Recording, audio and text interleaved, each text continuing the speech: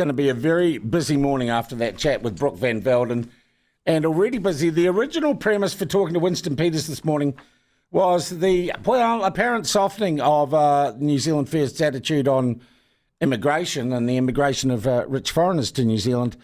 But I'll tell you what, that's been absolutely overtaken this morning by the news that Raelene Castle of this Sport New Zealand has said they are completely scrapping their gender guidelines, transgender guidelines for non-elite sporting organisations.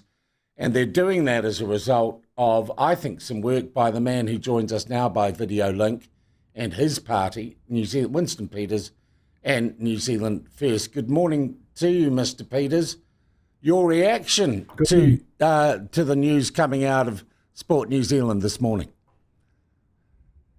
Well, it's not a reaction. That's what we want them to do. We're saying to them, then, and this is the amazing thing about this controversy, you're not hearing about women, you're not hearing about girls, you're not hearing about a thing called fairness.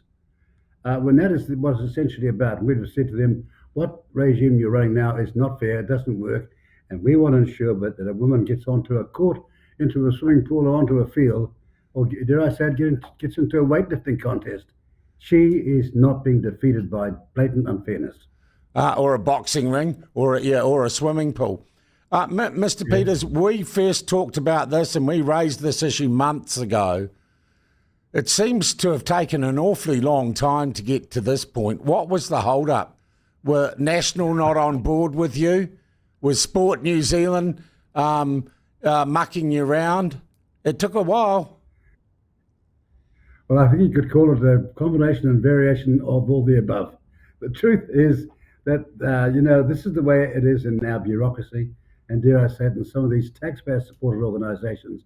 Some of their perverse attitudes are dug in deeper than ticks on a hound, and getting them out of there is not easy. All right.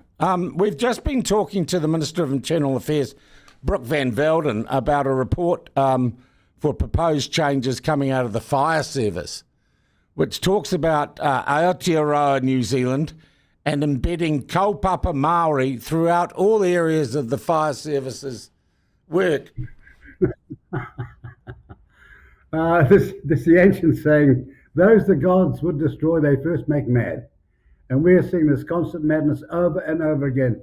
What's the purpose of the fire service? To be funded properly, get there in an emergency and it saves people's lives. That's all it is. And it's that sort of unsafety and danger environment when a fire breaks out or circumstances like that has no recognition of race or gender, just the emergency. Why can't these people get back to thinking straight? And the answer is they can, but they've been dominated by people who can't think straight, and they've got into hierarchical positions of enormous power, and they're ramming it down our throats at the taxpayers' expense, and we are going to stop them in their track. Well, I'm going to tell you, I think this would be done a lot more quickly and a lot more efficiently. I think there is no ambiguity on these two issues in particular, transgenderism and Maorification. I don't think there's any ambiguity from your party. I don't think there's a whole lot of ambiguity from another member of the coalition, being the ACT party. But I tell you where I think a lot of people and a lot of public servants who are in the mindset of being into these lanyard-wearing causes, I don't think they feel like the National Party is quite as strong on these issues as its coalition partners. I think they think that the National Party's still happy with a bit of woke. Well, look, they say imitation is the most sincere form of flattery. Where was ACT when it came to the UN Declaration on Indigenous Rights? Where was ACT on the Auckland Supercity construction with an unelected Maori body there? Where was ACT on the Marine and Coastal Areas Act? They're three classics for a start. So please don't tell me that ACT and New Zealand First have the same views. No, ours is a long, 4-decade-old principle view. And one is mostly, as you can see by the evidence, a form of imitation. You all know it. So why don't you say it? Okay, what about National? Are they a bit woke for you? Well, sadly, as I go out around the country, there are many National Party people who are scratching their heads and wondering what on earth is wrong with the National Party, because you are right. They have been engaged and often perverted by people in terms of their advice, like Chris Finlayson, who's all over the place on these matters. It's unbelievable that where the National Party made those mistakes. and they're paying the price for them because some of them still have not debunked that past series of mistakes. Do you think Luxon's all over the place on these issues? Now, see, well, I belong to a coalition. You know my job is to be responsible. The biggest... So what you're telling me, even if you did think that, you wouldn't say so? Well, I'm a diplomat most of the time. Okay.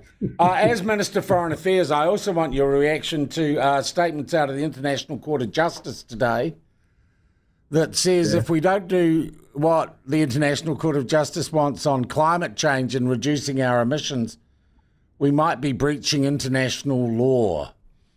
And I'm already seeing some reaction from people who are suggesting what the International Court of Justice can do with that, particularly our agriculture.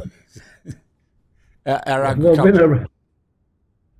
Ralph Regan-Mahu from the island of Vanuatu is a friend of mine. I've known for a long time. I've got a lot of esteem for him, and he was the minister involved. But as he said, even he was shocked at how far it went. But here's the point. When 60% of emissions are coming out of China, India, Russia, and the United States, how on earth does this international body expect to enforce or even have credibility when it comes to their finding? And mind you, this is a finding which is not binding. Look, we've covered a bit of ground. I also want to deal with the issue of the statement that New Zealand has co-signed with, I think, 27 other countries regarding the desire for an end to the conflict in Gaza and the ongoing conflict there. Why did we decide to jump on that initiative, which I note has been welcomed by the proscribed terrorist organisation Hamas?